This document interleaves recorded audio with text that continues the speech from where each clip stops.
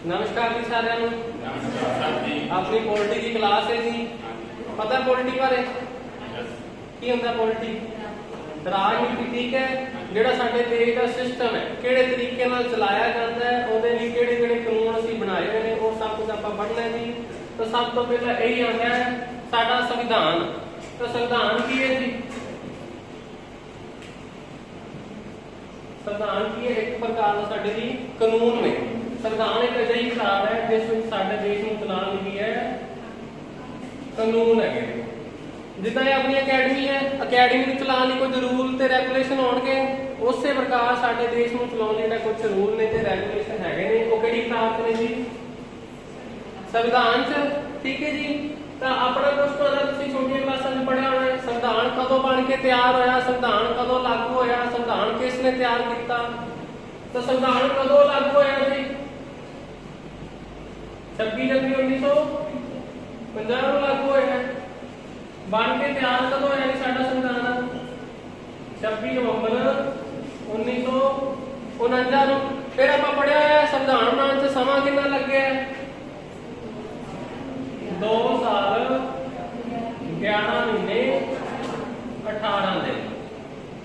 ਹੁਣ ਉਸਨੇ ਸੰਵਿਧਾਨ ਤਿਆਰ ਕਿੰਨੇ ਕੀਤਾ, ਕਿੰਨੇ ਲਿਖਿਆ ਸਾਡਾ ਸੰਵਿਧਾਨ?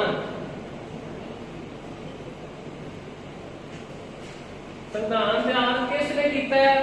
ਅਕਸਰ ਆਪਾਂ ਕਹਿ ਦਿੰਦੇ ਹਾਂ ਡਾਕਟਰ ਭੀਮ ਰਾਓ ਅੰਬੇਦਕਰ ਨੇ, ਡਾਕਟਰ BR ਅੰਬੇਦਕਰ ਨੇ ਸੰਵਿਧਾਨ ਤਿਆਰ ਕੀਤਾ, ਪਰ ਅਸਲ ਵਿੱਚ ਇੱਕ ਪਰਸਨ ਸੰਵਿਧਾਨ ਤਿਆਰ ਕਰਨ ਵਾਲਾ ਨਹੀਂ ਸੀ। ਸਾਡਾ ਸੰਵਿਧਾਨ ਕਿਹਨੇ ਤਿਆਰ ਕੀਤਾ ਸੀਗਾ? ਸੰਵਿਧਾਨ ਸਭਾ ਨੇ, ਜੋ ਕਿ ਕੁਝ ਵਿਅਕਤੀਆਂ ਦਾ ਗਰੁੱਪ ਸੀਗਾ ਜਿਹਦੇ ਵਿੱਚ 399 ਮੈਂਬਰ ਸੀਗੇ। ਉਹਨਾਂ 399 ਮੈਂਬਰਾਂ ਨੇ ਮਿਲ ਕੇ ਸੰਵਿਧਾਨ ਤਿਆਰ ਕੀਤਾ ਸੀਗਾ, ਜਿਹਦੇ ਵਿੱਚ ਆਪਾਂ ਕਹਿ ਦਿੰਦੇ ਹਾਂ ਡਾਕਟਰ BR ਅੰਬੇਦਕਰ ਦਾ ਸਭ ਤੋਂ ਵੱਡਾ ਯੋਗਦਾਨ ਸੀ। ਇਸ ਕਰਕੇ ਆਪਾਂ ਕੀ ਕਰ ਰਹੇ ਹਾਂ ਕਿ ਸੰਵਿਧਾਨ ਕਿਹਨੇ ਤਿਆਰ ਕੀਤਾ? BR ਅੰਬੇਦਕਰ ਨੇ ਤਿਆਰ ਕੀਤਾ। ਪਰ ਅਸਲ 'ਚ ਉਹਦਾ ਆਨਸਰ ਕੀ ਹੋਏਗਾ ਜੀ? ਸੰਵਿਧਾਨ ਕਿਸ ਨੇ ਤਿਆਰ ਕੀਤਾ? ਸੰਵਿਧਾਨ ਸਭਾ ਨੇ, ਜਿਹਨੂੰ ਆਪਾਂ ਕਹਿੰਦੇ ਹਾਂ ਕੌਂਸਟੀਟਿਊਸ਼ਨਲ ਅਸੈਂਬਲੀ। ਤਾਂ ਕੀ ਸਾਡਾ ਸੰਵਿਧਾਨ ਸ਼ੁਰੂ ਤੋਂ ਹੀ ਬਣਿਆ ਹੋਇਆ ਹੈ? ਸਾਡੇ ਦੇਸ਼ ਦੇ ਕਾਨੂੰਨ ਸ਼ੁਰੂ ਤੋਂ ਹੀ ਬਣੇ ਹੋਏ ਨੇ? ਨਹੀਂ ਬਣੇ ਹੋਏ। ਆਪਾਂ ਕਦੋਂ ਆਜ਼ਾਦ ਹੋਏ ਜੀ? 1947। 15 ਅਗਸਤ 1947 ਨੂੰ ਸਾਡਾ ਦੇਸ਼ ਆਜ਼ਾਦ ਹੋਇਆ। ਇਹਦਾ ਮਤਲਬ ਕਿ ਆਪਾਂ ਪਹਿਲਾਂ ਗੁਲਾਮ ਸੀ ਕਿਸੇ ਦੇਸ਼ ਦੇ? ਕਿਹਦੇ ਗੁਲਾਮ ਸੀਗੇ ਜੀ? ਅੰਗਰੇਜ਼ਾਂ ਦੇ। ਅੰਗਰੇਜ਼ਾਂ ਦੇ ਗੁਲਾਮ ਸੀਗੇ। ਤਾਂ 15 ਅਗਸਤ 1947 ਨੂੰ ਅੰਗਰੇਜ਼ ਸਾਡੇ ਇੰਡੀਆ ਤੋਂ ਚਲੇ ਗਏ। ਤਾਂ ਉਸ ਤੋਂ ਪਹਿਲਾਂ ਕੀ ਸਾਡੇ ਦੇਸ਼ 'ਚ ਕਾਨੂੰਨ ਨਹੀਂ ਹੁੰਦੇ ਸੀ? ਕਾਨੂੰਨ ਤਾਂ ਉਸ ਟਾਈਮ ਤੇ ਵੀ ਸਾਡੇ ਦੇਸ਼ 'ਚ ਹੁੰਦੇ ਸੀ, ਪਰ ਉਹ ਜਿਹੜੇ ਕਾਨੂੰਨ ਸੀ ਉਹਨਾਂ ਨੂੰ ਕੌਣ ਬਣਾਉਂਦਾ ਸੀਗਾ? ਅੰਗਰੇਜ਼ ਬਣਾਉਂਦੇ ਸੀ। ਤਾਂ ਅੰਗਰੇਜ਼ ਜਿਹੜੇ ਕਾਨੂੰਨ ਬਣਾਉਣਗੇ ਉਹ ਤਾਂ ਆਪਣੇ ਫਾਇਦੇ ਲਈ ਬਣਾਉਣਗੇ, ਠੀਕ ਹੈ ਜੀ।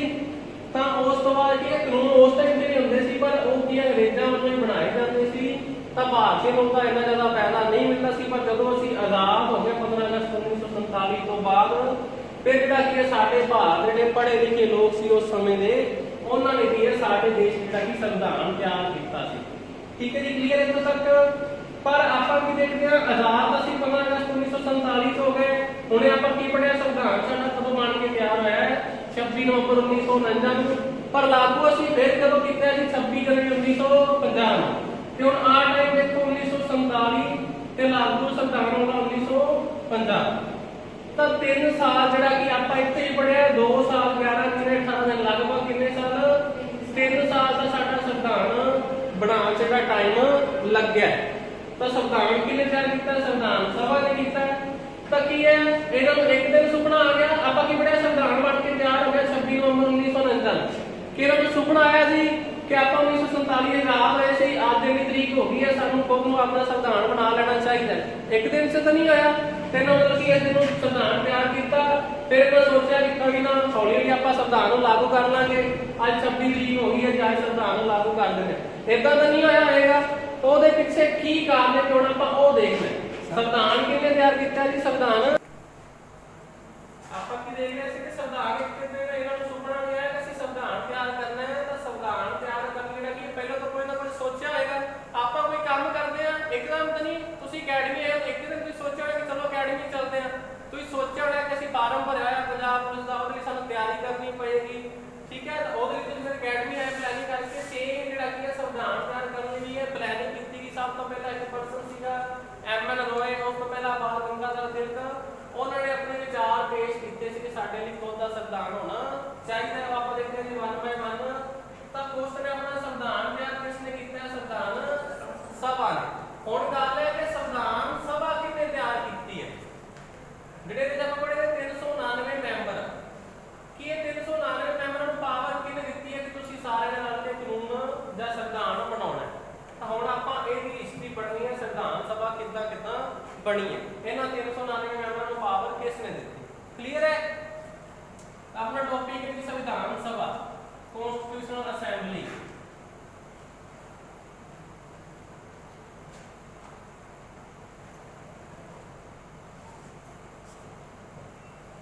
जिन्हों आप कहते हैं कॉन्स्टिट्यूशनल असेंबली।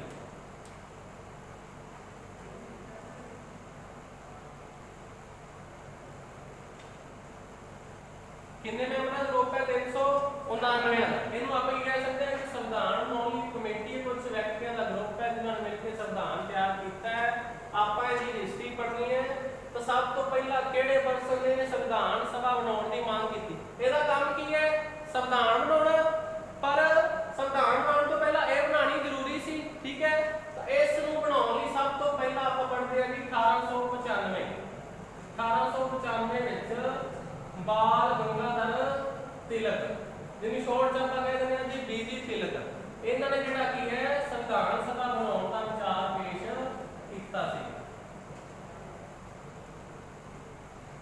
सब तो पहला बाल गंगाधर तिलक ने 1895 में संविधान सभा बनाने का विचार पेश किया। उस तो बाद जी इन्हों के कहने के मुताबिक ये नहीं कि इन्होंने 1895 गल कही तो एक कमेटी बन गई, इदा नहीं बनी। क्योंकि इस टाइम से किन्ना दा रूल है इंडिया च? अंग्रेजों का। तो अंग्रेज अपनी गल इन्नी जल्दी तो नहीं मान लैणगे, ठीक है जी। फिर उस तो बाद आप गल करते हैं 1922 च महात्मा गांधी ने की किया सी? संविधान सभा भारतीय की इच्छा अनुसार होना चाहिए। इतने की गल इन्होंने की संविधान सभा होएगी जिसने साडे देश की संविधान बनाना है। पर महात्मा गांधी कहते हैं जो संविधान बनाया जाएगा वो भारतीयों की इच्छा अनुसार होना चाहिए। जेकर संविधान अंग्रेजों की मर्जी अनुसार होएगा तो भारतीयों को उसका कोई फायदा नहीं होने वाला। इस करके महात्मा गांधी ने कहा संविधान, महात्मा गांधी ने क्या कि संविधान भारतीयों की इच्छा अनुसार।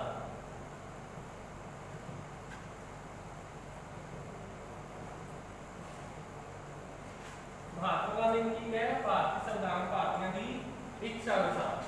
हजे भी जिहड़ा की है इन्हां दी भी गल नहीं मननी गई। उस तो बाद एक पर्सन आके अपने 1928 च मोतीलाल नेहरू, जिन्होंने आप शॉर्ट च कहते हैं कि ML नेहरू, जिहड़े कि जवाहरलाल नेहरू दे पिता सीगे। इन्हां ने एक रिपोर्ट तैयार की सी जिन्होंने आप कहते हैं कि नेहरू रिपोर्ट। ਇਹਦੇ ਵਿੱਚ ਇਹਨਾਂ ਨੇ ਖੁਦ ਦਾ ਇੱਕ ਸੰਵਿਧਾਨ ਤਿਆਰ ਕਰਿਆ ਸੀ ਭਾਰਤ ਦੇ ਲੋਕਾਂ ਲਈ, ਪਰ ਅੰਗਰੇਜ਼ਾਂ ਵੱਲੋਂ ਇਸ ਨੂੰ ਮੰਨਿਆ ਨਹੀਂ ਗਿਆ ਸੀਗਾ। ਉਸ ਤੋਂ ਬਾਅਦ ਇਹਦੀ 1934 ਤੇ ਇੱਕ ਪਰਸਨ ਆਣ ਕੇ ML ਰੋਏ, ਮਨਵਿੰਦਰ ਨਾਥ ਰੋਏ। ਪੂਰਾ ਨਾਮ ਕੀ ਹੈ ਜੀ? ਮਨਵਿੰਦਰ ਨਾਥ ਰੋਏ। 1934 ਚ ਇਹ ਕਿਹੜੀ ਪਾਰਟੀ ਨਾਲ ਸੰਬੰਧਿਤ ਸੀ? ਕਮਿਊਨਿਸਟ ਪਾਰਟੀ, ਜਿਹਨੂੰ ਆਪਾਂ ਕਾਮਰੇਡ ਕਹਿ ਦਿੰਦੇ ਆ ਜੀ। ਇਹ ਕਮਿਊਨਿਸਟ ਪਾਰਟੀ ਦੇ ਪ੍ਰਧਾਨ ਸੀਗੇ ਜਿਨ੍ਹਾਂ ਨੇ ਕੀ ਹੈ ਅੰਗਰੇਜ਼ਾਂ ਦੇ ਸਾਹਮਣੇ ਸੰਵਿਧਾਨ ਸਭਾ ਬਣਾਉਣ ਦੀ ਮੰਗ ਕੀਤੀ ਸੀ।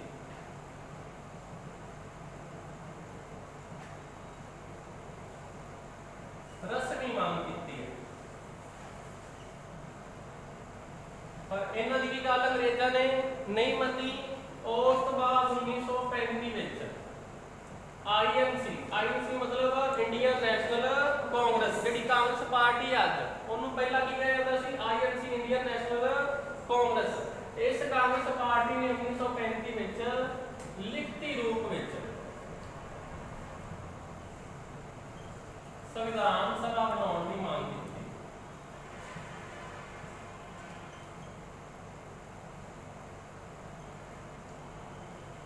ਇਹ ਸੰਵਿਧਾਨ ਸਭਾ ਦੀ ਮੰਗ ਕਿਉਂ ਕਰ ਰਹੇ ਨੇ? ਸੰਵਿਧਾਨ ਦੀ ਮੰਗ ਕਿਉਂ ਨਹੀਂ ਕਰ ਰਹੇ? ਕਿਉਂਕਿ ਸੰਵਿਧਾਨ ਆਪਣੇ ਆਪ ਦਾ ਨਹੀਂ ਬਣ ਜਾਣਾ, ਉਹਦੇ ਸੰਵਿਧਾਨ ਬਣਾਉਣ ਲਈ ਕੁਝ ਪਰਸਨ ਵੀ ਤਾਂ ਚਾਹੀਦੇ ਨੇ। ਤਾਂ ਇਹਨਾਂ ਪਰਸਨ ਦੇ ਗਰੁੱਪ ਨੂੰ ਆਪਾਂ ਕੀ ਕਹਿੰਦੇ ਆ? ਸੰਵਿਧਾਨ ਸਭਾ ਕਹਿੰਦੇ ਆ। ਇਸ ਕਰਕੇ ਵਾਰ-ਵਾਰ ਸੰਵਿਧਾਨ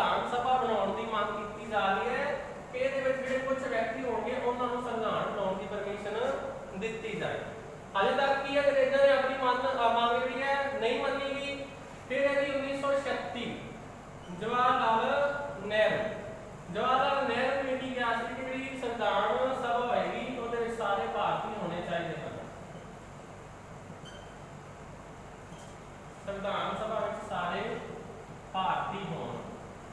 ਇਹ ਗੱਲ ਕਿਹਨਾਂ ਨੇ ਕੀਤੀ ਹੈ? ਜਵਾਹਰ ਲਾਲ ਨਹਿਰੂ। ਆਪਾਂ ਉੱਪਰ ਪੜ੍ਹ ਕੇ ਜਵਾਹਰ ਲਾਲ ਨਹਿਰੂ ਦਾ ਪਿਤਾ ਕੌਣ ਸੀਗਾ ਜੀ? ਮੋਤੀ ਲਾਲ ਨਹਿਰੂ, ਜਿਨ੍ਹਾਂ ਨੇ ਨਹਿਰੂ ਰਿਪੋਰਟ ਪੇਸ਼ ਕੀਤੀ ਸੀ 1928 ਚ। ਉਸ ਤੋਂ ਬਾਅਦ ਥੋੜੇ ਟਾਈਮ ਬਾਅਦ 1936 ਚ ਜਵਾਹਰ ਲਾਲ ਨਹਿਰੂ ਨੇ ਵੀ ਸੰਵਿਧਾਨ ਸਭਾ ਬਣਾਉਣ ਦੀ ਮੰਗ ਕੀਤੀ ਤੇ ਨਾਲ ਹੀ ਕਿਹਾ ਇਸ ਵਿੱਚ ਸਾਰੇ ਕੌਣ ਹੋਣੇ ਚਾਹੀਦੇ ਹਨ? ਭਾਰਤੀ ਹੋਣੇ ਚਾਹੀਦੇ ਹਨ। ਜੇਕਰ ਇਹਦੇ ਵਿੱਚ ਵੀ ਅੰਗਰੇਜ਼ ਆ ਗਏ ਤਾਂ ਅੰਗਰੇਜ਼ ਤਾਂ ਫਿਰ ਆਪਣੇ ਮੁਤਾਬਕ ਹੀ ਸੰਵਿਧਾਨ ਬਣਾਉਣਗੇ, ਆਪਣੇ ਫਾਇਦੇ ਲਈ ਸੰਵਿਧਾਨ ਬਣਾਉਣਗੇ। ਇਸ ਕਰਕੇ ਇਹਨਾਂ ਨੇ ਕਿਹਾ ਸੀ ਕਿ ਇਸ ਵਿੱਚ ਸਾਰੇ ਭਾਰਤੀ ਹੋਣੇ ਚਾਹੀਦੇ ਹਨ। ਪਰ ਹਜੇ ਤੱਕ ਅੰਗਰੇਜ਼ਾਂ ਨੇ ਸਾਡੀ ਕੋਈ ਵੀ ਮੰਗ ਨਹੀਂ ਮੰਨੀ। ਉਸ ਤੋਂ ਬਾਅਦ ਕੀ ਹੈ, ਇੰਨਾ ਟਾਈਮ ਹੋ ਗਿਆ ਇਹਨਾਂ ਸਾਡੀ ਮੰਗ ਨਹੀਂ ਮੰਨੀ ਕਿ ਇੱਕ ਨਵਾਂ ਮੋੜ ਆਏਗਾ ਜੀ ਸਾਡੇ ਇਤਿਹਾਸ ਵਿੱਚ। ਅੰਗਰੇਜ਼ ਖੁਦ ਕਹਿਣਗੇ ਆਪਾਂ ਨੂੰ ਕਿ ਅਸੀਂ ਤੁਹਾਡੇ ਲਈ ਕੀ ਬਣਾਵਾਂਗੇ ਜੀ? ਸੰਵਿਧਾਨ ਸਭਾ ਬਣਾਵਾਂਗੇ। ਤੁਸੀਂ ਹਿਸਟਰੀ 'ਚ ਪੜ੍ਹਿਆ ਹੋਣਾ ਵਰਲਡ ਵਾਰ 1 ਤੇ ਵਰਲਡ ਵਾਰ 2। ਪਹਿਲਾ ਵਿਸ਼ਵ ਯੁੱਧ ਤੇ ਦੂਜਾ ਵਿਸ਼ਵ ਯੁੱਧ। ਪਹਿਲਾ ਵਿਸ਼ਵ ਯੁੱਧ ਕਦੋਂ ਸ਼ੁਰੂ ਹੋਇਆ ਸੀ? 1914 ਚ। ਖਤਮ ਕਦੋਂ ਹੋਇਆ ਸੀ? 1918 ਚ। ਦੂਜਾ ਵਿਸ਼ਵ ਯੁੱਧ ਕਦੋਂ ਸ਼ੁਰੂ ਹੋਇਆ ਸੀ? 1939 ਚ। ਖਤਮ ਕਦੋਂ ਹੋਇਆ ਸੀ? 1945 ਚ। ਹੁਣ ਜਿਹੜਾ ਕੀ ਹੈ 1940 ਦਾ ਟਾਈਮ ਹੈ ਜੀ। ਹੁਣ 1940 ਦੇਖੋ ਵਰਲਡ ਵਾਰ 2 ਸਟਾਰਟ ਹੈ ਜਾਂ ਨਹੀਂ? ਤਾਂ ਸ਼ੁਰੂ ਹੈ। ਇਸ ਟਾਈਮ ਤੇ ਕੀ ਹੈ ਜਿਹੜਾ ਅੰਗਰੇਜ਼ਾਂ ਨੇ ਭਾਰਤੀ ਸੈਨਾ ਦੀ ਮਦਦ ਲਈ, ਇਸ ਟਾਈਮ ਤੇ ਅੰਗਰੇਜ਼ਾਂ ਨੇ ਭਾਰਤੀ ਸੈਨਾ ਦੀ ਮਦਦ ਲਈ ਭਾਰਤੀਆਂ ਨੂੰ ਆਫਰ ਦਿੱਤਾ ਹੈ, ਜੇਕਰ ਤੁਸੀਂ ਵਰਲਡ ਵਾਰ 2 ਚ ਸਾਡਾ ਸਾਥ ਦਿਓਗੇ ਤਾਂ ਅਸੀਂ ਤੁਹਾਡੀ ਇਹ ਵਾਲੀ ਮੰਗ ਨੂੰ ਮੰਨਾਂਗੇ ਤੇ ਤੁਹਾਡੇ ਲਈ ਸੰਵਿਧਾਨ ਸਭਾ ਬਣਾਵਾਂਗੇ। ਇਸ ਟਾਈਮ ਨੂੰ ਆਪਾਂ ਇਸ ਆਫਰ ਨੂੰ ਆਪਾਂ ਜਾਣਦੇ ਹਾਂ ਜੀ ਅਗਸਤ ਆਫਰ ਦੇ ਨਾਲ। ਇਹ ਅਗਸਤ ਆਫਰ ਆਇਆ ਸੀਗਾ ਜੀ 8 ਅਗਸਤ 1940। 1939 ਚ ਵਰਲਡ ਵਾਰ 2 ਸਟਾਰਟ ਹੁੰਦੀ ਹੈ। ਅੰਗਰੇਜ਼ ਜਿਹੜਾ ਕਿ ਉਹਦੇ ਵਿੱਚ ਯੁੱਧ ਲੜ ਰਹੇ ਨੇ, ਉਹਨਾਂ ਨੂੰ ਭਾਰਤੀ ਸੈਨਿਕਾਂ ਦੇ ਸਾਥ ਦੀ ਲੋੜ ਹੈ। ਇਸ ਕਰਕੇ ਸਾਨੂੰ ਆਫਰ ਦੇ ਰਹੇ ਨੇ ਅਗਸਤ ਆਫਰ। ਅਗਸਤ ਆਫਰ ਨਾਮ ਕਿਉਂ ਦਿੱਤਾ ਗਿਆ? ਕਿਉਂਕਿ ਇਹ ਆਫਰ ਕਿਹੜੇ ਮਹੀਨੇ ਚ ਆਇਆ ਸੀਗਾ? ਅਗਸਤ ਮਹੀਨੇ ਚ ਆਇਆ ਸੀਗਾ ਅੰਗਰੇਜ਼ਾਂ ਵੱਲੋਂ 1940 ਚ। ਤੇ ਜੇਕਰ ਭਾਰਤੀ ਸੈਨਿਕ ਵਰਲਡ ਵਾਰ 2 ਵਿੱਚ ਸਾਥ ਦੇਣਗੇ ਤਾਂ ਉਹਨਾਂ ਲਈ ਜਾਂ ਭਾਰਤੀਆਂ ਲਈ ਆਪਣੀ ਕੀ ਮੰਗ ਸੀਗੀ ਸ਼ੁਰੂ ਤੋਂ? ਸੰਵਿਧਾਨ ਸਭਾ ਦੀ। ਤਾਂ ਅੰਗਰੇਜ਼ ਇੱਥੇ ਕਹਿ ਰਹੇ ਨੇ ਕਿ ਜਿਹੜੀ ਤੁਸੀਂ ਆ ਮੰਗ ਕਰ ਰਹੇ ਹੋ 1895 ਤੋਂ 100 ਤੱਕ ਜਿਹੜੀ ਅਸੀਂ ਨਹੀਂ ਮੰਨੀ, ਜੇਕਰ ਤੁਸੀਂ ਇਸ ਟਾਈਮ ਤੇ ਸਾਡਾ ਸਾਥ ਦਿਓਗੇ ਤਾਂ ਅਸੀਂ ਤੁਹਾਡੀ ਇਹ ਵਾਲੀ ਗੱਲ ਮੰਨ ਲਾਂਗੇ, ਸਵੀਕਾਰ ਕਰ ਲਾਂਗੇ। ਭਾਰਤੀਆਂ ਦੀ ਸੰਵਿਧਾਨ ਸਭਾ ਬਣਾਈ ਜਾਏਗੀ। ਪਰ ਭਾਰਤੀਆਂ ਨੇ ਇਸ ਨੂੰ ਕੀ ਕਰਤਾ ਜੀ? ਰਿਜੈਕਟ ਕਰਤਾ। ਭਾਰਤੀਆਂ ਨੇ ਇਸ ਗੱਲ ਨੂੰ ਨਹੀਂ ਮੰਨਿਆ। ਉਸ ਤੋਂ ਬਾਅਦ 1942। ਹੁਣ ਦੇਖੋ ਜੀ 1942 ਆਪਾਂ ਦੇਖਿਆ ਵਰਲਡ ਵਾਰ 2 1939 ਸ਼ੁਰੂ ਹੋਇਆ, 45 ਚ ਖਤਮ ਹੋਇਆ। ਤਾਂ 1942 ਚ ਅਜੇ ਵਰਲਡ ਵਾਰ 2 ਚੱਲ ਰਹੀ ਹੈ। ਤਾਂ ਇਸ ਟਾਈਮ ਤੇ ਕੀ ਹੈ ਜੀ, ਅੰਗਰੇਜ਼ਾਂ ਨੇ ਫਿਰ ਸਾਨੂੰ ਆਫਰ ਦਿੱਤਾ ਹੈ ਕਿ ਸ਼ਾਇਦ ਭਾਰਤੀ ਹੁਣ ਮੰਨ ਜਾਣ। ਇਸ ਆਫਰ ਦਾ ਨਾਮ ਕੀ ਸੀਗਾ ਜੀ? Cripps mission. ਤਾਂ ਕ੍ਰਿਪਸ ਮਿਸ਼ਨ ਕਦੋਂ ਭੇਜਿਆ ਗਿਆ ਜੀ ਭਾਰਤ ਵਿੱਚ? 22 ਮਾਰਚ ਜਾਂ 23 ਮਾਰਚ? 23 ਮਾਰਚ 1942 ਨੂੰ। ਤਾਂ ਇਹ ਦੁਬਾਰਾ ਫਿਰ ਆਫਰ ਦਿੱਤਾ ਗਿਆ ਅੰਗਰੇਜ਼ਾਂ ਵੱਲੋਂ, ਮਿਸ਼ਨ ਭੇਜਿਆ ਗਿਆ ਕ੍ਰਿਪਸ ਮਿਸ਼ਨ। ਕ੍ਰਿਪਸ ਇੱਕ ਅੰਗਰੇਜ਼ ਪਰਸਨ ਦਾ ਨਾਮ ਸੀ ਜਿਹਦਾ ਪੂਰਾ ਨਾਮ ਹੈ ਸਟ੍ਰੈਟਫੋਰਡ ਕ੍ਰਿਪਸ। ਇਸ ਪਰਸਨ ਨੂੰ ਇੰਡੀਆ 'ਚ ਭੇਜਿਆ ਕਿ ਭਾਰਤ ਦੇ ਲੋਕਾਂ ਨੂੰ ਵਰਲਡ ਵਾਰ 2 ਚ ਸਾਡਾ ਸਾਥ ਦੇਣ ਦੀ ਬੇਨਤੀ ਕੀਤੀ ਜਾਏ। ਜੇਕਰ ਉਹ ਸਾਡੀ ਬੇਨਤੀ ਨੂੰ ਮੰਨਣਗੇ ਤਾਂ ਅਸੀਂ ਉਹਨਾਂ ਲਈ ਸੰਵਿਧਾਨ ਸਭਾ ਬਣਾ ਕੇ ਦਿਆਂਗੇ। ਸੇਮ ਗੱਲ ਹੈ ਜੀ ਇਹਦੇ ਵਿੱਚ ਉਹਨੇ ਇਹ ਗੱਲ ਕਹੀ ਸੀਗੀ, ਪਰ ਭਾਰਤੀਆਂ ਨੇ ਇਸ ਨੂੰ ਕੀ ਕਰਤਾ ਜੀ? ਰਿਜੈਕਟ ਕਰਤਾ। ਠੀਕ ਹੈ ਜੀ। ਤਾਂ ਮਹਾਤਮਾ ਗਾਂਧੀ ਨੇ ਇਸ ਆਫਰ ਨੂੰ ਕੀ ਕਿਹਾ ਸੀਗਾ? Post dated check. Mahatma Gandhi ਨੇ ਇਸ ਨੂੰ ਕੀ ਕਿਹਾ ਸੀਗਾ? Post dated check. ਕਿਹੜਾ ਤੁਸੀਂ ਸਾਨੂੰ ਆਫਰ ਦੇ ਰਹੇ ਹੋ, ਅਜਿਹੇ ਚੈੱਕ ਦੇ ਸਮਾਨ ਹੈ ਜਿਹਦੀ ਤਰੀਕ ਲੰਘੀ ਹੋਈ ਹੈ। ਮੰਨ ਲਓ ਸਾਨੂੰ ਕੋਈ ਚੈੱਕ ਦਿੰਦਾ ਉਹਦੀ ਤਰੀਕ ਹੀ ਲੰਘੀ ਹੋਈ ਹੈ ਤਾਂ ਸਾਡੇ ਕਿਸੇ ਕੰਮ ਦਾ ਨਹੀਂ। ਇਸੇ ਪ੍ਰਕਾਰ ਜਿਹੜਾ ਤੁਸੀਂ ਸਾਨੂੰ ਆਫਰ ਦੇ ਰਹੇ ਹੋ ਸਾਡੇ ਕਿਸੇ ਕੰਮ ਦਾ ਨਹੀਂ। ਹੁਣ ਦਾ ਜਿਹੜਾ ਕਿ ਅਸੀਂ ਪੂਰਨ ਆਜ਼ਾਦੀ ਚਾਹੁੰਦੇ ਹਾਂ, ਅਸੀਂ ਆਜ਼ਾਦ ਹੋਣਾ ਚਾਹੁੰਦੇ ਹਾਂ, ਅਸੀਂ ਆਪਣੇ ਆਪ ਭਾਰਤ ਦਾ ਸੰਵਿਧਾਨ ਤਿਆਰ ਕਰਨਾ। ਤਾਂ ਭਾਰਤੀਆਂ ਵੱਲੋਂ ਇਸ ਨੂੰ ਕੀ ਕੀਤਾ ਗਿਆ ਜੀ? ਰਿਜੈਕਟ ਕੀਤਾ ਗਿਆ। ਅੱਗੇ ਟਾਈਮ ਆਏਗਾ ਜੀ 1946 ਦਾ। 1946 ਤੇ ਇੱਕ ਨਵੀਂ ਘਟਨਾ ਵਾਪਰੇਗੀ ਜੀ। ਹੁਣ ਦੇਖੋ 1946 ਚ ਵਰਲਡ ਵਾਰ 2 ਚੱਲ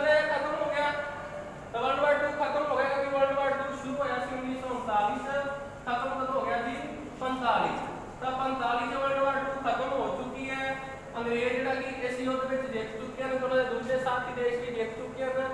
ਉੱਥੇ ਜਿਹੜਾ ਕੀ ਆ 1945 ਤੋਂ ਬਾਅਦ ਇੰਗਲੈਂਡ ਵਿੱਚ ਜਿਹੜਾ ਕੀ ਆ ਵੋਟਾਂ ਪਈਆਂ ਨੇ, ਉੱਥੇ ਨਵੀਂ ਪਾਰਟੀ ਦੀ ਸਰਕਾਰ ਬਣ ਗਈ ਹੈ, ਨਵਾਂ ਪ੍ਰਧਾਨ ਮੰਤਰੀ ਬਣ ਗਿਆ। ਨਵਾਂ ਪ੍ਰਧਾਨ ਮੰਤਰੀ ਬਣਿਆ ਸੀਗਾ ਕਲੀਮੈਂਟ ਐਟਲੀ। ਨਵਾਂ ਪ੍ਰਧਾਨ ਮੰਤਰੀ ਕੌਣ ਬਣਿਆ ਸੀ? ਕਲੀਮੈਂਟ ਐਟਲੀ। ਕਿਹੜੀ ਪਾਰਟੀ ਦਾ ਸੀਗਾ? ਜਿਵੇਂ ਇੰਡੀਆ 'ਚ ਪਾਰਟੀਆਂ ਨੇ, ਆਮ ਆਦਮੀ ਪਾਰਟੀ ਹੈ, ਬੀਜੇਪੀ ਪਾਰਟੀ, ਕਾਂਗਰਸ ਪਾਰਟੀ ਹੈ, ਸੇਮ ਅੰਗਰੇਜ਼ ਇੰਗਲੈਂਡ 'ਚ ਪਾਰਟੀ ਸੀਗੀ ਲੇਬਰ ਪਾਰਟੀ। ਇਹ ਪਰਸਨ ਕਿਹੜੀ ਪਾਰਟੀ ਦਾ ਸੀਗਾ? ਕਲੀਮੈਂਟ ਐਟਲੀ ਜਿਹੜਾ ਸੀ ਇੰਗਲੈਂਡ ਦਾ ਪ੍ਰਧਾਨ ਮੰਤਰੀ ਪੀਐਮ ਬਣਿਆ ਸੀਗਾ 1945 ਤੋਂ ਬਾਅਦ। ਇਸ ਪਰਸਨ ਨੇ ਇੰਡੀਆ ਵਿੱਚ ਇੱਕ ਮਿਸ਼ਨ ਭੇਜਿਆ ਸੀ, ਜਿਸ ਮਿਸ਼ਨ ਦਾ ਨਾਮ ਸੀਗਾ ਕੈਬਨਿਟ ਮਿਸ਼ਨ। ਇਹ ਕੈਬਨਿਟ ਮਿਸ਼ਨ ਕਦੋਂ ਭੇਜਿਆ ਗਿਆ ਜੀ? 24 ਮਾਰਚ 1946, ਵਰਲਡ ਵਾਰ 2 ਖਤਮ ਹੋਣ ਤੋਂ ਬਾਅਦ। ਤਾਂ ਇਸ ਮਿਸ਼ਨ ਦੇ ਟਾਈਮ ਤੇ ਜਿਹੜੇ ਆਪਾਂ ਮੰਗ ਕਰ ਰਹੇ ਸੀ ਸੰਵਿਧਾਨ ਸਭਾ, ਜਿਹਦੇ ਵਿੱਚ ਆਪਾਂ ਪੜ੍ਹੇ 399 ਮੈਂਬਰ, ਇਹਨਾਂ 399 ਮੈਂਬਰਾਂ ਨੂੰ ਸੰਵਿਧਾਨ ਬਣਾਉਣ ਦੀ ਪਰਮਿਸ਼ਨ ਦੇ ਦਿੱਤੀ ਗਈ। ਤਾਂ ਇਸ ਦੇ ਕਹਿਣ ਤੇ ਇਹਨਾਂ ਨੂੰ ਪਰਮਿਸ਼ਨ ਮਿਲੀ ਤੇ ਇਹਨਾਂ ਨੇ ਸਾਡੇ ਇੰਡੀਆ ਦੇ ਸੰਵਿਧਾਨ ਤਿਆਰ ਕੀਤਾ ਲਗਭਗ 3 ਸਾਲ ਲਗਾਉਣ ਤੋਂ ਬਾਅਦ। ਇੱਕ ਵਾਰੀ ਆਪਾਂ ਇਹਨੂੰ ਰਿਵਾਈਜ਼ ਕਰਦੇ ਹਾਂ। ਆਪਣਾ ਟੌਪਿਕ ਸੀ ਸੰਵਿਧਾਨ ਸਭਾ। ਸੰਵਿਧਾਨ ਸਭਾ ਦਾ ਕੰਮ ਕੀ ਸੀ? ਸੰਵਿਧਾਨ ਤਿਆਰ ਕਰਨਾ। ਪਰ ਸੰਵਿਧਾਨ ਤਿਆਰ ਕਰਨ ਤੋਂ ਪਹਿਲਾਂ ਕੁਝ ਪਰਸਨ ਵੀ ਹੋਣੇ ਚਾਹੀਦੇ ਨੇ। ਇਹਦੀ ਮਨਜ਼ੂਰੀ ਜੀ ਅਸੀਂ ਸਭ ਤੋਂ ਪਹਿਲਾਂ ਮੰਗ ਕੀਤੀ 1895 ਚ, ਬਾਅਦ ਉਹਨਾਂ ਦਾ ਤਿਲਕ ਨੇ, ਪਰ ਅੰਗਰੇਜ਼ਾਂ ਵੱਲੋਂ ਇਹ ਮੰਗ ਨਹੀਂ ਮੰਨੀ ਗਈ।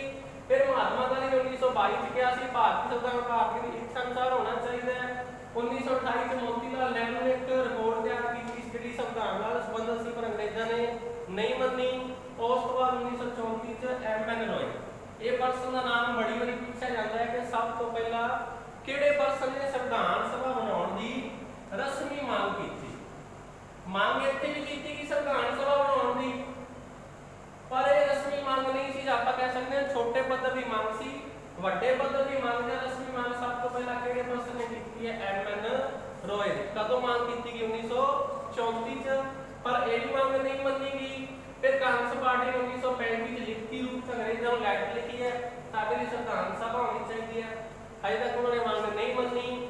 ਫਿਰ 1936 ਚ ਜਵਾਹਰ ਲਾਲ ਨਹਿਰੂ ਨੇ ਕਿਹਾ, ਇਹ ਵੀ ਮੰਗ ਨਹੀਂ ਮੰਨੀ ਗਈ। ਸੌਰੀ 1936 ਨਹੀਂ 1938 ਹੈ ਜੀ, 36 ਨਹੀਂ 1938 ਹੈ ਜੀ। ਤਾਂ ਜਵਾਹਰ ਲਾਲ ਨਹਿਰੂ ਨੇ ਸੰਵਿਧਾਨ ਸਭਾ ਵਿੱਚ ਕੀ ਕਿਹਾ ਕਿ ਸੰਵਿਧਾਨ ਸਭਾ ਬਣਾਈ ਜਾਵੇ ਜਿਸ ਦੇ ਸਾਰੇ ਭਾਰਤੀ ਹੋਣ। ਅੰਗਰੇਜ਼ਾਂ ਨੇ ਮੰਗ ਨਹੀਂ ਮੰਨੀ। ਉਸ ਤੋਂ ਬਾਅਦ 1940 ਵਰਲਡ ਵਾਰ 2 ਸਟਾਰਟ ਹੋ ਗਿਆ 1939 ਚ। ਤਾਂ ਅੰਗਰੇਜ਼ਾਂ ਨੂੰ ਹੁਣ ਭਾਰਤੀਆਂ ਦੀ ਲੋੜ ਹੈ, ਸਾਨੂੰ ਆਫਰ ਦੇ ਰਹੇ ਨੇ। ਆਫਰ ਦਾ ਨਾਮ ਕੀ ਹੈ? ਅਗਸਤ ਆਫਰ। ਇਹਦੀ ਤਰੀਕ ਯਾਦ ਰੱਖਣੀ ਹੈ 8 ਅਗਸਤ 1940। ਅਗਸਤ ਆਫਰ ਨਾਮ ਕਿਉਂ ਦਿੱਤਾ ਗਿਆ? ਕਿ ਆਫਰ ਕਿਹੜੇ ਮਹੀਨੇ ਚ ਆਇਆ ਸੀਗਾ?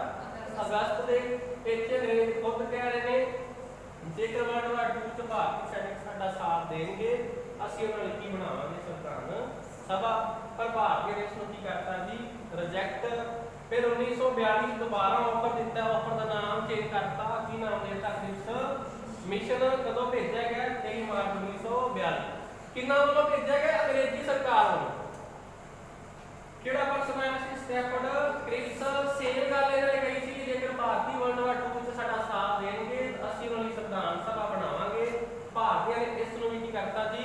ਰਿਜੈਕਟ।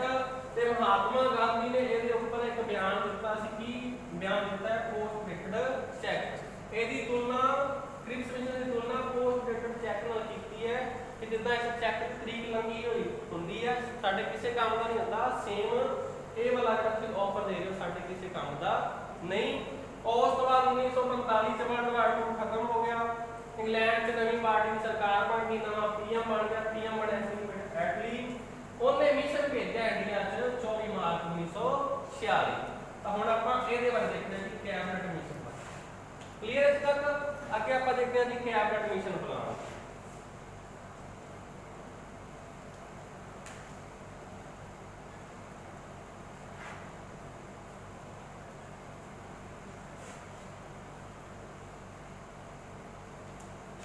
ਤਾਂ ਕੈਬਨਿਟ ਮਿਸ਼ਨ ਪਲਾਨ ਕਦੋਂ ਆਇਆ ਜੀ? 1946, 24 ਮਾਰਚ 1946 ਕੈਬਨਿਟ ਮਿਸ਼ਨ। ਕਿੰਨਾ ਵੱਲੋਂ ਭੇਜਿਆ ਗਿਆ ਜੀ? ਅੰਗਰੇਜ਼ਾਂ ਵੱਲੋਂ। ਇਹਦੇ ਵਿੱਚ 3 ਪਰਸਨ ਇੰਡੀਆ 'ਚ ਭੇਜੇ ਗਏ ਸੀਗੇ। ਇੱਕ ਪਰਸਨ ਦਾ ਨਾਮ ਸੀ ਪੈਟਰਿਕ ਲੋਰੈਂਸ, ਦੂਜੇ ਪਰਸਨ ਦਾ ਨਾਮ ਸੀ ਏ.ਬੀ. ਅਲੈਗਜ਼ੈਂਡਰ।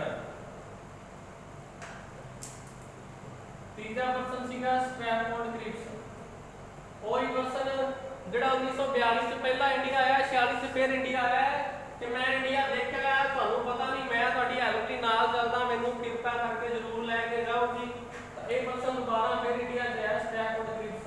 ਇਹਨਾਂ ਤਿੰਨ ਪਰਸਨ ਨੂੰ ਉੱਥੋਂ ਦੇ ਪ੍ਰਧਾਨ ਮੰਤਰੀ ਵੱਲੋਂ ਇੰਡੀਆ 'ਚ ਭੇਜਿਆ ਗਿਆ। ਇਹਨਾਂ ਤਿੰਨਾਂ ਦਾ ਹੈਡ ਹੈ ਉਹ ਇਹਨੂੰ ਬਣਾਇਆ ਗਿਆ। ਠੀਕ ਹੈ ਜੀ। ਤਾਂ ਇਹਨਾਂ ਦੇ ਜਿਹੜਾ ਕੀ ਹੈ, ਇੰਡੀਆ ਆਏ ਨੇ 2 ਮਹੀਨੇ ਘੁੰਮੇ ਨੇ ਤੇ 16 ਮਈ 1946 ਚ ਇਹਨਾਂ ਨੇ ਸਿਫਾਰਿਸ਼ਾਂ ਦਿੱਤੀਆਂ ਨੇ।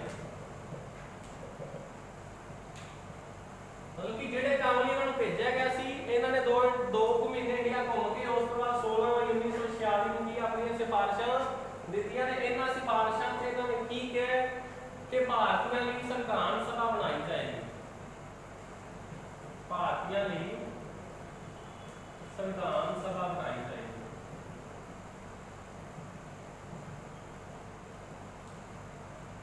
ਠੀਕ ਹੈ ਜੀ। ਆਪਣੀ ਮੰਗ ਸਭ ਤੋਂ ਪਹਿਲਾਂ ਕਦੋਂ ਹੋਈ ਸੀ ਸੰਵਿਧਾਨ ਸਭਾ ਦੀ? 1895 ਪਰ ਉਹ ਪੂਰੀ ਕਦੋਂ ਹੋਣ ਜਾ ਰਹੀ ਹੈ? ਪੂਰੀ ਹੋਣ ਜਾ ਰਹੀ ਹੈ 1946। ਦੇਖੋ ਲਗਭਗ 50 ਸਾਲਾਂ ਬਾਅਦ ਸਾਡੀ ਉਹ ਮੰਗ ਜਿਹੜੀ ਕੀ ਹੈ ਅੰਗਰੇਜ਼ਾਂ ਵੱਲੋਂ ਮੰਨੀ ਜਾ ਰਹੀ ਹੈ। ਇਹਦੇ ਵਿੱਚ ਇਹਨਾਂ ਦੀ ਗੱਲ ਕੀ ਭਾਰਤੀ ਦੀ ਸੰਵਿਧਾਨ ਸਭਾ ਬਣਾਈ ਜਾਏਗੀ, ਜਿਸ ਵਿੱਚ ਕਿੰਨੇ ਮੈਂਬਰ ਹੋਣਗੇ ਜੀ? 399 ਮੈਂਬਰ ਹੋਣਗੇ, ਜਿਹੜੇ ਕਿ ਸਾਰੇ ਭਾਰਤੀ ਹੋਣਗੇ। ਨਾਲ ਇਹਨਾਂ ਨੇ ਕਿਹਾ ਕਿ ਇਹਨਾਂ ਨੂੰ ਚੁਣੇਗਾ ਕੌਣ? ਤਾਂ ਇਹਨਾਂ ਨੂੰ ਚੁਣੇਗਾ ਜੀ ਪ੍ਰਾਂਤੀ ਵਿਧਾਨ ਸਭਾਵਾਂ ਦੇ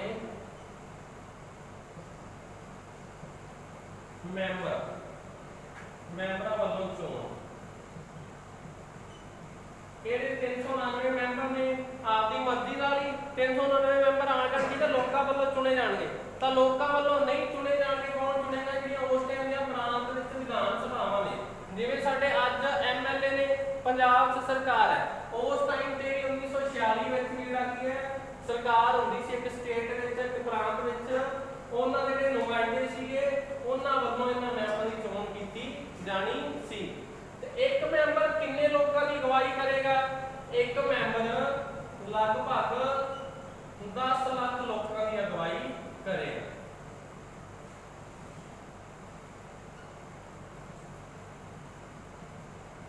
ਠੀਕ ਹੈ ਜੀ।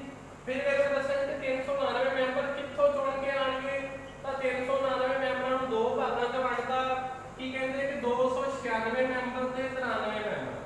ਜਿਹੜੇ 93 ਮੈਂਬਰ ਨੇ ਉਹ ਤਾਂ ਰਾਜਿਆਂ ਵੱਲੋਂ ਭੇਜੇ ਜਾਣਗੇ, ਰਿਆਸਤਾਂ 'ਚੋਂ ਆਣਗੇ, ਪ੍ਰਿੰਸਲੀ ਸਟੇਟਾਂ 'ਚੋਂ ਆਣਗੇ, ਰਿਆਸਤਾਂ ਵੱਲੋਂ ਨਾਮਜ਼ਦ ਕੀਤੇ ਜਾਣਗੇ।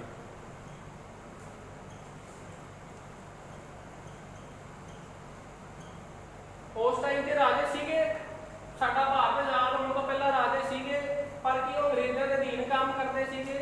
ਤਾਂ 93 ਮੈਂਬਰ ਇਹਨਾਂ ਨੇ ਕੀ ਕਿਹਾ ਕਿ ਇਹ ਤਾਂ ਜਿਹੜੇ ਰਾਜੇ ਵੱਲੋਂ ਭੇਜੇ ਜਾਣਗੇ, ਰਿਆਸਤਾਂ ਵੱਲੋਂ ਭੇਜੇ ਜਾਣਗੇ, ਪਰ 296 ਮੈਂਬਰ ਜਿਹੜਾ ਆਪਾਂ ਇੱਥੇ ਪੜਿਆ ਹੈ ਉਹਨਾਂ ਦੀ ਕੀ ਹੈ ਚੋਣ ਹੋਏਗੀ। ਇਹਨਾਂ ਨੂੰ ਜਿਹੜਾ ਕੀ ਹੈ ਚੁਣਿਆ ਜਾਏਗਾ। ਇਹਨਾਂ ਨੂੰ ਅੱਗੇ 2 ਭਾਗਾਂ 'ਚ ਵੰਡਿਆ ਹੈ। 292 ਮੈਂਬਰ ਪਲੱਸ 4, 292 ਮੈਂਬਰ ਆਣਗੇ ਜੀ 11 ਪ੍ਰਾਂਤਾਂ 'ਚੋਂ, 4 ਮੈਂਬਰ ਆਣਗੇ ਜੀ 4 ਯੂਟੀ 'ਚੋਂ। ਯੂਟੀ ਉਸ ਟਾਈਮ ਤੇ ਨਹੀਂ ਕਿਹਾ ਜਾਂਦਾ ਸੀ, ਉਸ ਟਾਈਮ ਤੇ ਕਿਹਾ ਜਾਂਦਾ ਸੀ ਚੀਫ ਕਮਿਸ਼ਨਰੀ ਸਟੇਟ।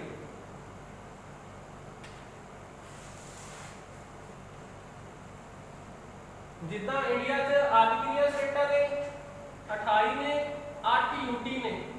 ਉਸ ਟਾਈਮ ਤੇ ਵੀ ਪ੍ਰਾਂਤ ਸੀਗੇ, ਉਹਨਾਂ 11 ਪ੍ਰਾਂਤਾਂ 'ਚੋਂ 292 ਮੈਂਬਰ ਚੁਣ ਕੇ ਆਏ ਸੀ। ਜਿੱਦਾਂ ਅੱਜ 8 ਯੂਟੀ ਨੇ, ਉਹਨਾਂ ਵਿੱਚੋਂ ਉਸ ਟਾਈਮ ਤੇ 4 ਯੂਟੀ।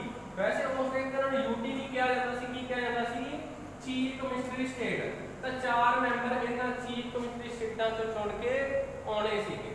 296 ਮੈਂਬਰਾਂ ਨੂੰ ਵੋਟਾਂ ਪਾ ਕੇ ਚੁਣਿਆ ਜਾਣਾ ਸੀ। 93 ਮੈਂਬਰਾਂ ਨੂੰ ਰਾਜਿਆਂ ਨੇ ਆਪਣੀ ਮਰਜ਼ੀ ਨਾਲ ਭੇਜਣਾ ਸੀਗਾ। ਇਹ ਕਿੱਥੋਂ ਆਣੇ ਸੀਗੇ ਜੀ? ਇਹ ਆਣੇ ਸੀਗੇ ਜੀ ਅਜਮੇਰ 'ਚ 1 ਮੈਂਬਰ, ਬਲੋਚਿਸਤਾਨ 'ਚ 1 ਮੈਂਬਰ, ਕੁਰਗ 'ਚ 1 ਮੈਂਬਰ, 1 ਮੈਂਬਰ ਆਣਾ ਸੀਗਾ ਜੀ ਦਿੱਲੀ 'ਚੋਂ। 1 ਮੈਂਬਰ ਇਹਨਾਂ 4 ਯੂਟੀ 'ਚੋਂ ਜਾਂ 4 ਚੀਫ ਕਮਿਸ਼ਨਰੀ ਸਟੇਟਾਂ 'ਚੋਂ, 292 ਮੈਂਬਰ 11 ਪ੍ਰਾਂਤਾਂ। ਜਿੱਦਾਂ ਉਸ ਟਾਈਮ ਤੇ ਪੰਜਾਬ ਪ੍ਰਾਂਤ ਸੀਗਾ, ਤਾਂ ਇਦਾਂ ਅਲੱਗ-ਅਲੱਗ 11 ਪ੍ਰਾਂਤ ਸੀ। ਇਹਨਾਂ 11 ਪ੍ਰਾਂਤਾਂ 'ਚੋਂ 292 ਮੈਂਬਰ ਚੁਣ ਕੇ ਆਉਣੇ ਸੀਗੇ। ਫਿਰ ਇਹਨਾਂ ਦੀ ਚੁਣਨ ਲਈ ਕੀ ਹੈ ਇਲੈਕਸ਼ਨ ਵੀ ਹੋਣਗੇ। ਕੋਈ ਪਰਸਨ ਕਿੱਦਾਂ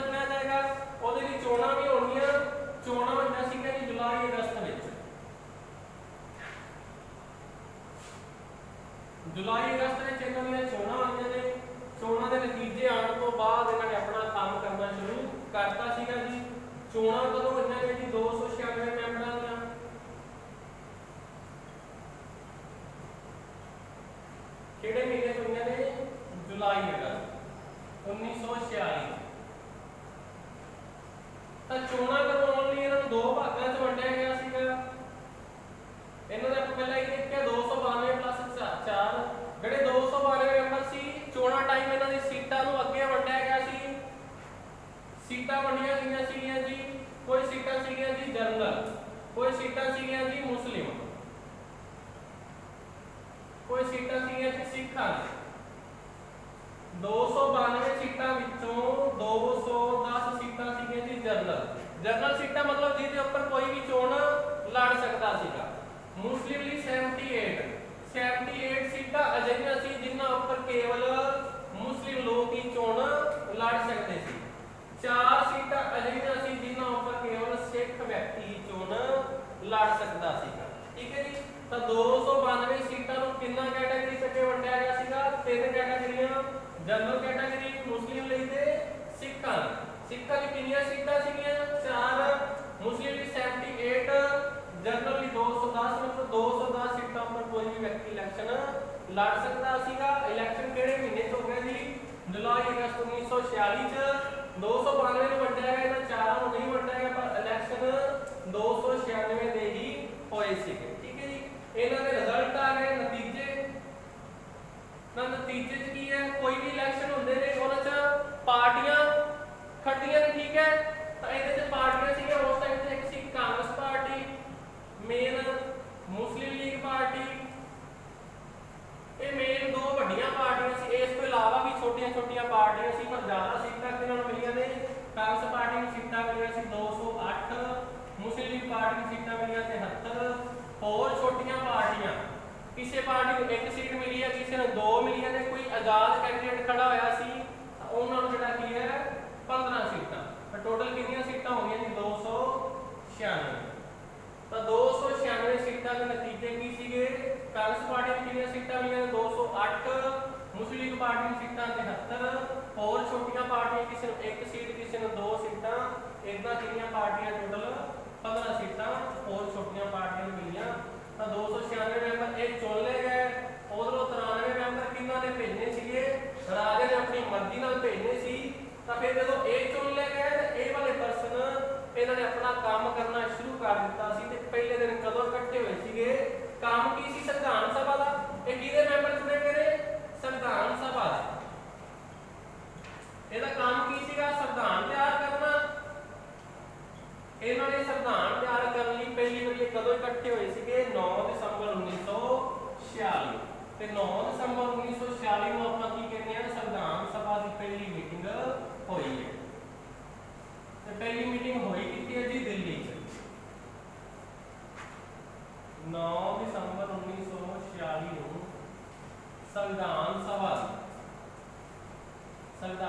ਕੀ ਹੈ? 399 ਮੈਂਬਰਾਂ ਦਾ ਗਰੁੱਪ ਹੈ, ਜਿਹਦੇ ਵਿੱਚੋਂ 296 ਮੈਂਬਰ ਚੁਣੇ ਗਏ ਨੇ। 93 ਮੈਂਬਰ ਰਾਜਾ ਨੇ ਭੇਜਣੇ ਸੀ। ਤੇ ਉਹਨਾਂ ਦੀ ਪਹਿਲੀ ਮੀਟਿੰਗ 9 ਦਸੰਬਰ 1946 ਕਿਹੜੀ ਜਗ੍ਹਾ ਮੀਟਿੰਗ ਹੋਈ ਹੈ ਜੀ? ਦਿੱਲੀ 'ਚ ਹੋਈ ਹੈ।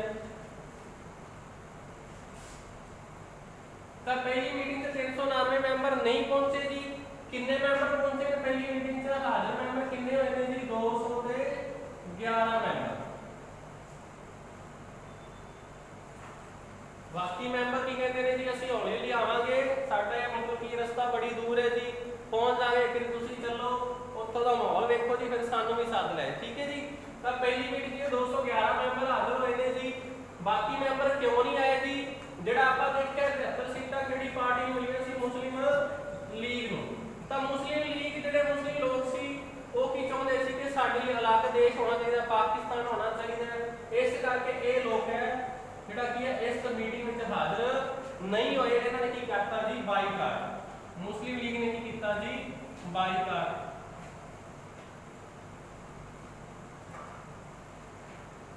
ਜਿਹੜੇ ਬਾਕੀ ਆਪਾਂ ਪੜ੍ਹੇ ਨੇ 93 ਮੈਂਬਰ ਰਾਜੇ ਨੇ ਭੇਜੇ ਨੇ। ਤਾਂ ਕੁਝ ਰਾਜੇ ਪਾਕਿਸਤਾਨ ਵੱਲ ਜਾਣਾ ਚਾਹੁੰਦੇ ਸੀ, ਮੁਸਲਿਮ ਲੋਕਾਂ ਨਾਲ ਰਲਣਾ ਚਾਹੁੰਦੇ ਸੀ, ਕੁਝ ਰਾਜੇ ਆਜ਼ਾਦ ਰਹਿਣਾ ਚਾਹੁੰਦੇ ਸੀ। ਇਸ ਕਰਕੇ ਇਹਨਾਂ ਵਿੱਚੋਂ ਵੀ ਕੁਝ ਮੈਂਬਰ ਪਹਿਲੀ ਮੀਟਿੰਗ ਵਿੱਚ ਹਾਜ਼ਰ ਨਹੀਂ ਹੋਏ। ਕਿੰਨੇ ਮੈਂਬਰ ਹਾਜ਼ਰ ਹੋਏ ਨੇ ਪਹਿਲੀ ਮੀਟਿੰਗ ਤੇ? 211। ਤਾਂ ਪਹਿਲੀ ਮੀਟਿੰਗ ਦੀ ਪ੍ਰਧਾਨਗੀ ਕਿਹਨੇ ਕੀਤੀ ਹੈ? ਡਾਕਟਰ ਸਚਿਦਾਨੰਦ। 2 मान लो 211 मैंबर इकट्ठे हुए ने, उन्होंने कोई कंट्रोल करने वाला भी पर्सन होएगा। एक प्रधान बनाया गया, किहनूं प्रधान बनाया गया जी? डॉक्टर सचिदानंद सिन्हा। इन्हां ने क्यों बनाया? क्योंकि ये सब तो बुजुर्ग सीगे। ठीक है जी। उस तो बाद एक किहड़ा प्रधान बनाया गया? परमानेंट प्रधान नहीं बनाया गया, इहनूं प्रधान बनाया गया सीगा आरजी प्रधान। टैंपरेरी प्रधान का अस्थाई प्रधान बनाया गया सी केवल एक दिन। किहनूं बनाया गया? डॉक्टर सचिदानंद सिन्हा। तो पहली मीटिंग कदों हुई? संविधान सभा की 9 दिसंबर 1946 ਨੂੰ ਕਿਹੜੀ ਜਗ੍ਹਾ ਹੋਈ ਹੈ? ਦਿੱਲੀ 'ਚ। ਕਿੰਨੇ ਮੈਂਬਰ ਹਾਜ਼ਰ ਹੋਏ ਨੇ? 211। ਮੁਸਲਿਮ ਲੀਗ ਪਾਰਟੀ ਨੇ ਕੀ ਕੀਤਾ? ਬਾਈਕਾਟ। ਕੁਝ ਰਿਆਸਤਾਂ ਨੇ ਕੀ ਕੀਤਾ ਜੀ? ਬਾਈਕਾਟ ਉਹ ਸ਼ਾਮਲ ਨਹੀਂ ਹੋਏ। ਪਹਿਲੀ ਮੀਟਿੰਗ ਦੀ 211 ਮੈਂਬਰਾਂ ਨੂੰ ਕੰਟਰੋਲ ਕਿਹਨੇ ਕੀਤਾ? ਇਹਨਾਂ ਨੂੰ ਲੀਡ ਕਿਹਨੇ ਕੀਤਾ? ਤਾਂ ਡਾਕਟਰ ਸਚਿਦਾਨੰਦ ਸਿन्हा ਨੇ। ਇਹਨਾਂ ਨੂੰ ਪ੍ਰਧਾਨ ਕਿਉਂ ਬਣਾਇਆ ਗਿਆ ਸੀ? ਕਿਉਂਕਿ ਸਭ ਤੋਂ ਬਜ਼ੁਰਗ ਸੀਗੇ। ਅੱਗੇ ਦੂਜੀ ਮੀਟਿੰਗ ਹੋਈ ਹੈ ਜੀ 11 ਦਸੰਬਰ 1946। इस मीटिंग से की होया जी? एक पक्का प्रधान चुनिया गया जी, स्थाई प्रधान, परमानेंट प्रधान।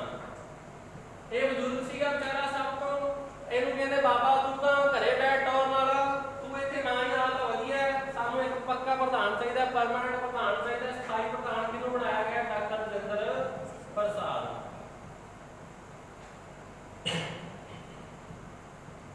डॉक्टर राजेंद्र प्रसाद वही पर्सन ने ਜਿਹੜੇ ਬਾਅਦ ਵਿੱਚ 1950 ਟਾਈਮ ਤੇ ਕੀ ਹੈ ਇੰਡੀਆ ਦੇ ਪਹਿਲੇ ਰਾਸ਼ਟਰਪਤੀ ਵੀ ਬਣੇ ਤੇ ਬਾਅਦ ਵਿੱਚ ਭਾਰਤ ਦੇ ਰਾਸ਼ਟਰਪਤੀ ਵੀ ਬਣੇ ਨੇ। ਇਸ ਟਾਈਮ ਤੇ ਕਿਹਦੇ ਪ੍ਰਧਾਨ ਬਣੇ ਨੇ? ਸੰਵਿਧਾਨ ਸਭਾ ਜਿਹੜੀ ਕਿ 399 ਮੈਂਬਰਾਂ ਦਾ ਗਰੁੱਪ ਸੀ। ਉਹਨਾਂ ਦਾ ਹੈੱਡ ਕੌਣ ਸੀਗਾ? ਡਾਕਟਰ ਰਾਜਿੰਦਰ ਪ੍ਰਸਾਦ। ਕਿਹੜਾ ਹੈੱਡ ਹੈ ਜੀ? ਪਰਮਾਨੈਂਟ, ਸਥਾਈ ਪ੍ਰਧਾਨ। ਇਹਦੇ ਨਾਲ ਹੀ ਕੁਝ ਦੋ ਉਪ ਪ੍ਰਧਾਨ ਵੀ ਚੁਣੇ ਗਏ ਨੇ। ਇੱਕ ਉਪ ਪ੍ਰਧਾਨ ਚੁਣਿਆ ਗਿਆ ਐਚ.ਸੀ. ਮੁਖਰਜੀ, दूसरा उप प्रधान चुनिया गया है वी.टी. कृष्णामाचारी। मतलब की है जे डॉक्टर राजेंद्र प्रसाद का कोई काम होएगा ओदी जगह पे कौन संभालेगा जी? एस.ए. मुखर्जी। जेकर वो भी ना होया तो फिर कौन संभालेगा जी? वी.टी. कृष्णामाचारी। फिर ਇਹਦੇ ਨਾਲ एक संवैधानिक सलाहकार चुनिया गया। संवैधानिक सलाह वो किहनूं चुनिया गया जी? बी.एन. राव। संवैधानिक सलाहकार कौन सी? संविधान सभा का बी.एन. राव, जिसने की इन्हां 399 मैंबरां नूं संविधान बनाउण संबंधी सलाह दित्ती सी टाइम टू टाइम। ठीक है जी। ਇਹ ਕੰਮ ਕਿਹੜੇ ਦਿਨ ਹੋਏ ਨੇ ਜੀ? 11 ਦਸੰਬਰ 1946 ਨੂੰ। ਕਿਹੜੀ ਮੀਟਿੰਗ ਹੈ ਜੀ? ਦੂਸਰੀ ਮੀਟਿੰਗ। ਇਹ ਕਿਹੜੀ ਮੀਟਿੰਗ ਹੈ? ਦੂਜੀ ਮੀਟਿੰਗ। ਪਹਿਲੀ ਮੀਟਿੰਗ ਕਦੋਂ ਹੋਈ ਹੈ ਜੀ? 9 ਦਸੰਬਰ 1946 ਨੂੰ। ਕਿਹਦੀ ਮੀਟਿੰਗ? ਸੰਵਿਧਾਨ ਸਭਾ ਦੀ। ਦੂਜੀ ਮੀਟਿੰਗ ਕਦੋਂ ਹੋਈ ਹੈ? 11 ਦਸੰਬਰ 1946। फिर अगे जी अपने को तीजी मीटिंग। तीजी मीटिंग हुई है 13 दसंबर 1946। इस दिन की होया जी? जवाहरलाल नेहरू वालों एक गल सामने रखी गई है, उसको आप नाम किहड़े नाम नाल जानते हैं जी? उद्देश प्रस्ताव, जां फिर आप कहते हैं ऑब्जेक्टिव रेजोल्यूशन।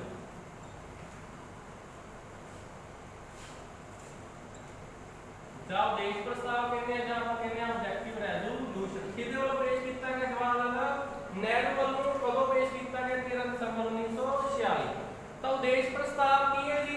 तो जवाहरलाल नेहरू ने सारे मैंबरों को क्या ਆਪਾਂ ਕਾਹਦੇ ਲਈ ਇਕੱਠੇ ਹੋਏ? ਸੰਵਿਧਾਨ ਬਣਾਉਣ ਲਈ। ਤਾਂ ਸੰਵਿਧਾਨ ਬਣਾਉਣ ਦਾ ਸਾਡੇ ਉਦੇਸ਼ ਕੀ ਹੋਣਗੇ? ਕਿਹੜੀਆਂ ਗੱਲਾਂ ਨੂੰ ਮੁੱਖ ਰੱਖ ਕੇ ਅਸੀਂ ਸੰਵਿਧਾਨ ਤਿਆਰ ਕਰਨਾ ਹੈ? ਉਹ ਗੱਲਾਂ ਕਿਹਨਾਂ ਨੇ ਦੱਸੀਆਂ ਸੀ? ਜਵਾਹਰਲਾਲ नेहरू। ਇਸ ਨੂੰ ਆਪਾਂ ਕਿਹੜੇ ਨਾਮ ਨਾਲ ਜਾਣਦੇ ਹਾਂ? ਉਦੇਸ਼ ਪ੍ਰਸਤਾਵ ਦੇ ਨਾਮ ਨਾਲ ਜਾਣਦੇ ਹਾਂ। ਕਦੋਂ ਪੇਸ਼ ਕੀਤਾ ਗਿਆ? 13 ਦਸੰਬਰ 1946। ਸਾਰੇ ਲੋਕਾਂ ਨੇ ਇਹਦੇ ਜੋ ਗੱਲਾਂ ਕਹੀਆਂ ਸੀ, ਸਾਰੇ ਲੋਕਾਂ ਮਤਲਬ ਸਾਰੇ ਮੈਂਬਰਾਂ ਨੇ, ਸੰਵਿਧਾਨ ਸਭਾ ਦੇ ਮੈਂਬਰਾਂ ਨੇ ਇਹਨਾਂ ਗੱਲਾਂ ਨੂੰ ਮਾਨਤਾ ਕਦੋਂ ਦਿੱਤੀ ਹੈ? ਪਾਸ ਕਦੋਂ ਕੀਤਾ ਉਦੇਸ਼ ਪ੍ਰਸਤਾਵ ਨੂੰ? 22 ਜਨਵਰੀ 1947। ਬਾਕੀ ਮੈਂਬਰਾਂ ਨੇ ਕੀ ਕਹਿਤਾ ਕਿ ਜਵਾਹਰਲਾਲ ਨਹਿਰੂ ਦੀਆਂ ਗੱਲਾਂ ਕਹਿ ਰਹੀਆਂ ਉਹ ਸਹੀ ਨੇ, ਸਾਨੂੰ ਇਹਨਾਂ ਗੱਲਾਂ ਨੂੰ ਧਿਆਨ ਵਿੱਚ ਰੱਖ ਕੇ ਸੰਵਿਧਾਨ ਦਾ ਨਿਰਮਾਣ ਕਰਨਾ ਚਾਹੀਦਾ ਹੈ। ਇਹਨਾਂ ਨੇ ਆਪਣਾ ਕੰਮ ਕਰਨਾ ਸ਼ੁਰੂ ਕਰਤਾ ਸੀ। ਤਾਂ ਪੁੱਛਿਆ ਜਾਂਦਾ ਸੰਵਿਧਾਨ ਸਭਾ ਨੇ ਆਪਣਾ ਕੰਮ ਕਰਨਾ ਕਦੋਂ ਸ਼ੁਰੂ ਕਰਤਾ ਸੀ? ਤਾਂ ਪਹਿਲੇ ਦਿਨ ਯਾਨੀ ਕਿ 9 ਦਸੰਬਰ 1946 ਨੂੰ ਸੰਵਿਧਾਨ ਸਭਾ ਨੇ ਆਪਣਾ ਕੰਮ ਕਰਨਾ ਸ਼ੁਰੂ ਕਰ ਦਿੱਤਾ ਸੀਗਾ ਜੀ। ਤਾਂ ਤਿੰਨੇ ਮੀਟਿੰਗਾਂ ਯਾਦ ਰੱਖੀ ਨੇ। ਪਹਿਲੀ ਮੀਟਿੰਗ 9 ਦਸੰਬਰ 1946, ਦੂਜੀ ਮੀਟਿੰਗ 11 ਦਸੰਬਰ 1946, ਤੀਜੀ ਮੀਟਿੰਗ 13 ਦਸੰਬਰ 1946। ਪਹਿਲਾ ਪ੍ਰਧਾਨ